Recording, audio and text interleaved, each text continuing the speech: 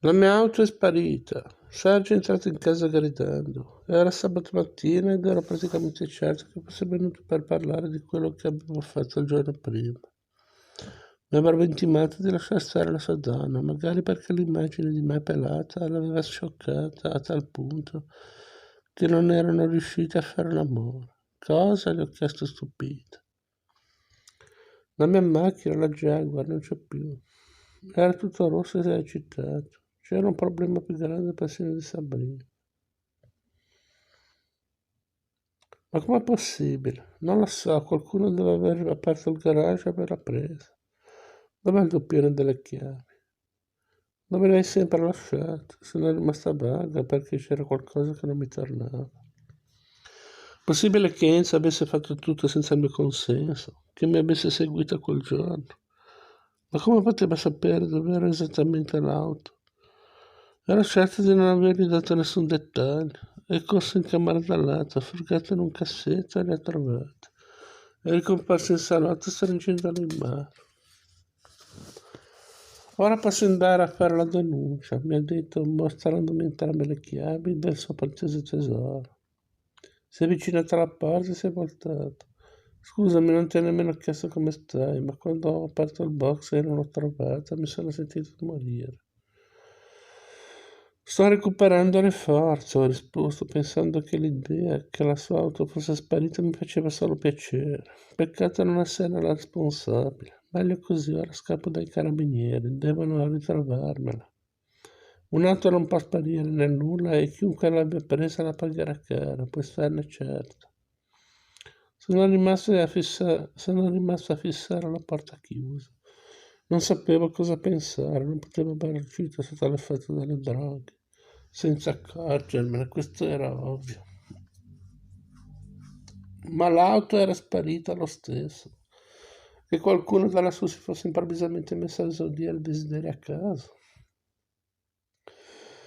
Sergio era entrato e uscito come se fosse stato poco più di un conoscente. Come poteva amare una persona del genere? Se n'è dovuta sedere, perché quel pensiero avrebbe iniziato a logorare la mia anima e forse avrei avuto bisogno di rivedere quell'immagine di lui sorridente abbracciato a un'altra per trovare la rabbia giusta.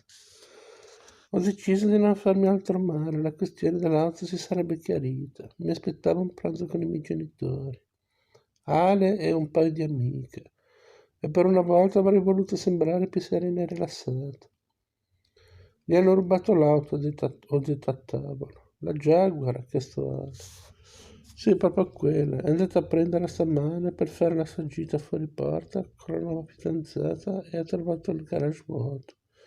Oh, vuol dire che ora sta spiegando alla sua amante perché devono girare con l'autobus? Ha risposto mia madre ridendo. Abbiamo continuato a fare battute su quella situazione assurda e ipotesi su come l'auto fosse stata rubata. Credo ci vogliono un paio di giorni per portarla fuori dal paese. Perché non la portano in Francia? Da qui ci vogliono un paio d'ore, ha detto una delle mie amiche. Non lo so, sembra più sicuro andare verso est. E tu come le sai queste cose? Mi sono informato, mi sarebbe costato 2000 euro. Cosa? Ha strillato mia madre. Gli hai fatto rubare la macchina? No, non l'ho fatto. Avrei voluto, ma poi non ho avuto abbastanza coraggio. Però qualcuno ha esaudito il tuo desiderio lo stesso. Sei magica, amica mia. Potremmo brevettare questo tuo potere. Abbiamo riso e fantasticato su quello che poteva essere successo e sul significato di certe coincidenze. Mi sono voltato verso mio padre, stava zitto più del solito, ha alzato il calice e mi ha sorriso. Ci siamo fissati per un breve istante. L'ho guardato stringersi nelle spalle come se si volesse giustificare. Oh mio Dio, ho sussurrato appena ho avuto un'intuizione precisa. Stai bene, si è allarmato Ale. Sì, sto bene, questo vino è buonissimo, dà un po' alla testa.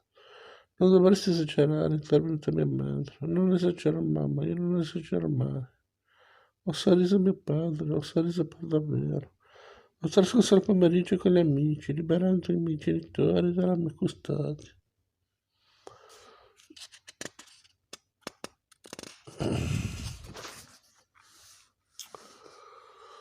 Prendetemi un giorno libero, ho detto abbracciando mia madre. Io e te dobbiamo parlare, ho mormorato nell'orecchio di mio padre stringendola a me.